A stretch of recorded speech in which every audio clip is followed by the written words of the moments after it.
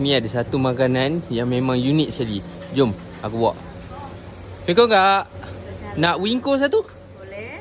Ini wingko. Ni wingko eh? Ya. Ni wingko ni apa benda kak sebenarnya? Itu dari pulut. Pulut. Ya, pulut. Lepas tu air kelapa. Aha. Dengan kelapa muda. Kelapa muda. Lepas tu dipanggang. Okey kak, boleh ah? Bagi saya satu eh? Ya. Terima kasih. So ni dia wingko. Aku ingat dia macam telur mata ke apa sebenarnya. Rupanya dia pulut dengan isi kelapa. Dia macam pulut bakar. So jom kita rasa. Benda ni RM2 Mat. RM2. Memang murah. So jom kita rasa. Bismillah.